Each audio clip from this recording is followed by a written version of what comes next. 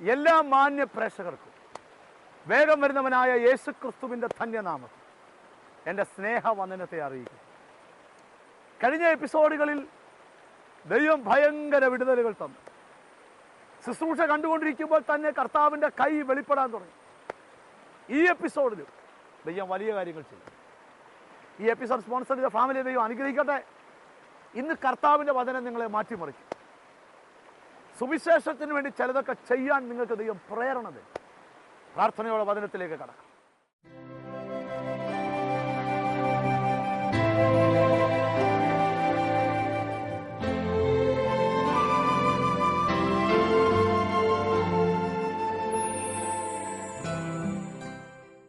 നമുക്ക് വളരെ വേഗം കർത്താവിന് സ്തോത്രം തിരുവെഴുത്ത് തുറന്ന ഒരു വാക്യം നമുക്ക് വായിക്കാം. കർത്താവിന് സ്തോത്രം. റോമാലേഖനം എടുത്താട്ട്, റോമാലേഖനം 8-ാം അധ്യായം എടുത്താട്ട്. ഹല്ലേലൂയ, നല്ലൊരു അധ്യായമാണ്. റോമൻ ചാപ്റ്റർ 8 വേഴ്സ് 14, 14-ാമത്തെ വാക്യം മുതൽ 17-ാമത്തെ വാക്യം വരെ. Roman chapter 8 verse 14 to 17. ദൈവാത്മാവ് നടത്തുന്നവർ ഏവരും ദൈവത്തിന്റെ മക്കളാകുന്നു. നിങ്ങൾ പിന്നെയും ഭയപ്പെടേണ്ടതിന് ദാസ്യത്തിന്റെ ആത്മാവിനെ അല്ല, നാം അബ്ബാ പിതാവേ എന്ന് വിളിക്കുന്ന പുത്രത്വത്തിൻ ആത്മാവിനെ അത്രേ പ്രാപിച്ചത്. നാം ദൈവത്തിന്റെ മക്കൾ എന്ന് ആത്മാവുദാനം നമ്മുടെ ആത്മാവോടുകൂടെ സാക്ഷ്യം പറയുന്നു. നാം മക്കളെങ്കിലോ അവകാശികളും ആകുന്നു, ദൈവത്തിന്റെ അവകാശികളും ക്രിസ്തുവിന്റെ കൂട്ടവകാശികളും തന്നെ. നാം അവനോടുകൂടെ കഷ്ടമനുഭവിച്ചാൽ അവനോടുകൂടെ തേജസ്കരിക്കപ്പെടും. ചേർന്നൊരാമീൻ പറഞ്ഞാട്ട്. നല്ല വചനമർത്തൊരു ഹല്ലേലൂയ പറഞ്ഞാട്ട്. ധന്യനായ പൗലോസ്ലീഹ റോമിലെ വിശുദ്ധന്മാർക്ക് ലേഖനം എഴുതുമ്പോൾ 8-ാം അധ്യായം 1-ാം വാക്യം തുടങ്ങുന്നത്, ഇപ്പോൾ ക്രിസ്തുയേശുവിലുള്ളവർക്ക് ഒരു ശിക്ഷാവിധിയും ഇല്ല. പെന്തിക്കോസിലുള്ളവർക്കെന്നല്ല, സ്നാനപ്പെട്ടവർക്കെന്നല്ല, ക്രിസ്തുവിലുള്ളവർക്ക് ഒരു ശിക്ഷാവിധിയും ഇല്ല. ഇനി 8-ാം അധ്യായത്തിന്റെ 14-ാമത്തെ വാക്യത്തിൽ വായിക്കുകയാണ്, ദൈവാത്മാവ് നടത്തുന്നവരെല്ലാം ദൈവത്തിന്റെ മക്കളാകുന്നു. ഒരു പടി കേറി പറയാം, നീ ഒരു ദൈവ പൈതലാണോ, നിന്നെ നടത്താൻ ഒരു നടത്തിപ്പുകാരനുണ്ട്. ഒരു ഹല്ലേലൂയ പറയണം. ഒരു പടി കേറി പറയാം, നടക്കുന്നത് വേറെ, നടത്തുന്നത് വേറെ.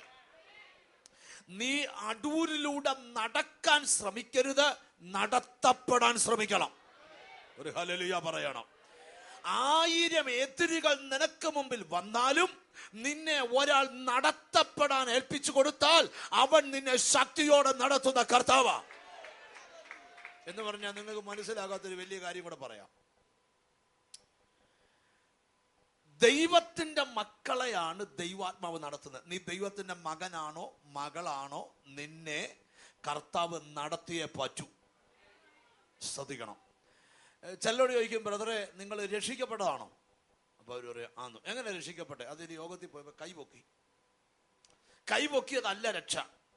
രക്ഷയെന്ന് പറഞ്ഞാൽ ഹൃദയത്തിന്റെ കൈമാറ്റമാണ്.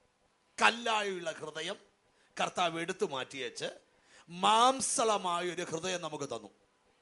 മനസ്സിലായി? നാട്ടി വഴക്കുണ്ടാക്കിയ നമ്മൾ ഇന്ന് ആരേലും വഴക്കുണ്ടാക്കി അവരോട് ക്ഷമിക്കുന്ന ഒരു മനസ്സ് നമുക്ക് തന്നു. അത് മാത്രമല്ല, രക്ഷിക്കപ്പെട്ടപ്പോൾ രണ്ടാമത് ഒരു കാര്യം കൂടെ നടന്നു. കർത്താവായ യേശു ഒരു പ്രാർത്ഥന നമ്മെ പഠിപ്പിച്ചു. സ്വർഗസ്ഥനായ ഞങ്ങളുടെ പിതാവേ, നിന്റെ നാമം വിശുദ്ധീകരിക്കപ്പെടണമേ, അടുത്തത് നിന്റെ രാജ്യം വരണമേ എന്ന് പറഞ്ഞ മനസ്സിലായോ?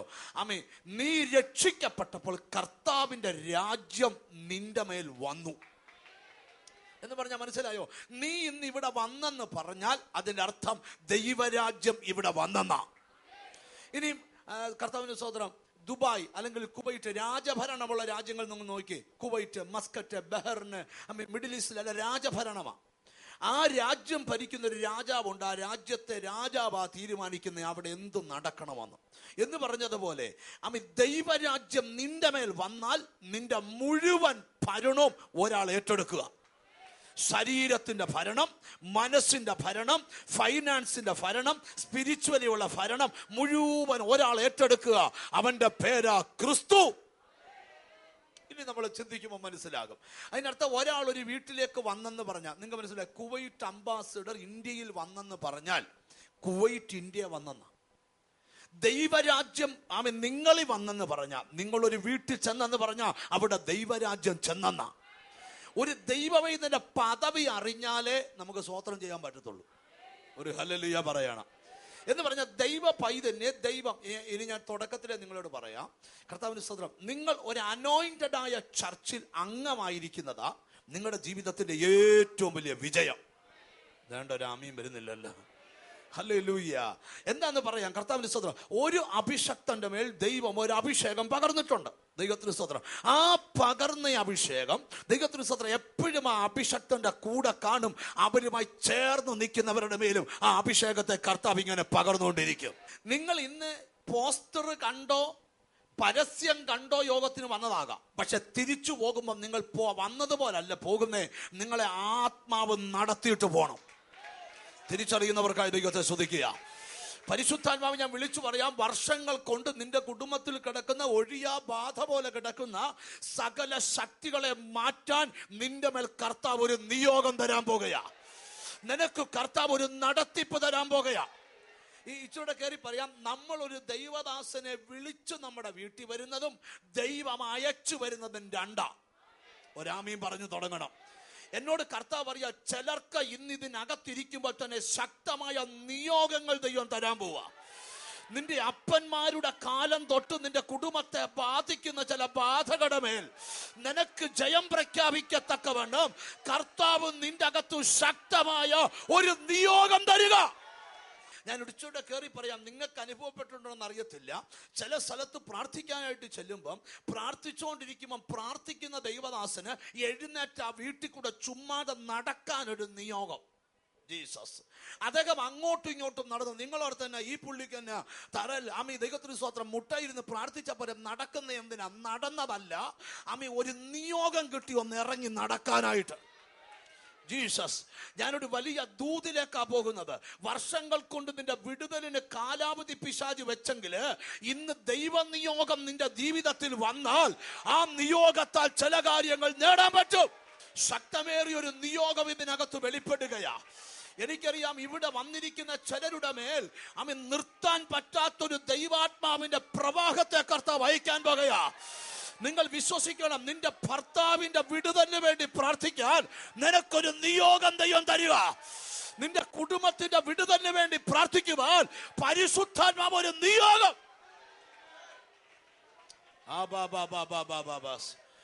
ഞാനൊരു ചെറിയ കാര്യം പറഞ്ഞുകൊണ്ട് ദൂത് തുടങ്ങാം. കർത്താവിന്റെ സ്തോത്രം. ഇന്ന് നിങ്ങൾ പ്രാർത്ഥിച്ചുകൊണ്ടിരിക്കണം, കർത്താവ് ശക്തമായ നിയോഗങ്ങൾ തരും. നിങ്ങൾ കേട്ടിട്ടുണ്ടോ, ദൈവദാസന്മാർക്ക് ചിലപ്പോൾ രാത്രി ഉറങ്ങാൻ ഉറങ്ങാൻ പറ്റത്തില്ല, അവർ എഴുന്നേറ്റ് നടക്കും. ചിലപ്പോൾ അവർ അടൂക്കാരാന്ന് അടൂ ടൗണിൽ കൂടെ ഒക്കെ ഒന്ന് പോകും. എന്തിനാ നടക്കുന്നതെന്നറിയാമോ? അവരെ ദൈവത്തിന് സ്തോത്രം വ്യായാമത്തിന് നടക്കുകയല്ല, മറിച്ച് ഒരാൾ അദ്ദേഹം അവരെ നിയോഗിച്ചുകൊണ്ടിരിക്കുക. എന്തിനാണെന്നറിയാമോ? കർത്താവിന് സ്തോത്രം, തൻ്റെ സഭയ്ക്കും തൻ്റെ മക്കൾക്കും എതിരെ എവിടൊക്കെയോ നടക്കുന്ന സകല ശക്തമേറിയ പൈശാചിക വലയങ്ങളെ ആത്മാവിൽ ഭേദിക്കാൻ കർത്താവ് ചിലരെ നിയോഗിച്ചെഴുന്നേൽപ്പിക്കാൻ പോകുകയാ.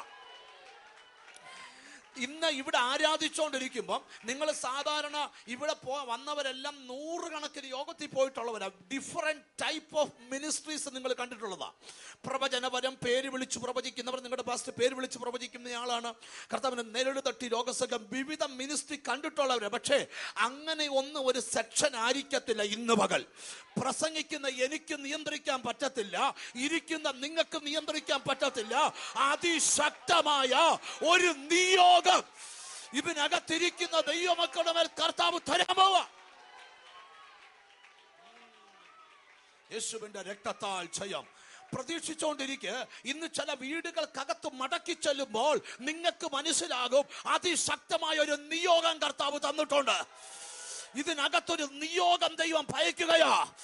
ആത്മാവ് പറയുക, 2014 2014 പരാജയത്തിന്റെ വർഷമല്ല, നിയോഗത്താൽ ജനുവരി മാസത്തിൽ തന്നെ ഇവിടെ ഇരുന്നുകൊണ്ട് പ്രാർത്ഥന കൊണ്ട് ചിലതിനെ നീ സ്പർശിക്കാൻ തുടങ്ങണം.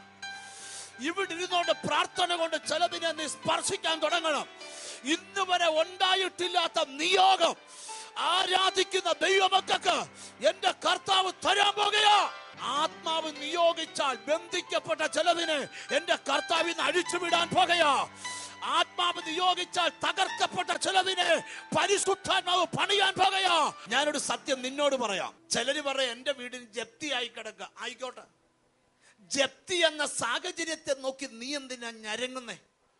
നിനക്ക് ജപ്തി ഒരുക്കിയതല്ല, കർത്താവ് നിന്നെ ജപ്തിക്കകത്ത് കൊണ്ടുകയറ്റിയതാ. എന്തിനാണെന്നറിയാമോ? ഒരു നിയോഗത്താൽ അതിനകത്തുനിന്ന് പുറത്തു കൊണ്ടുവരാൻ.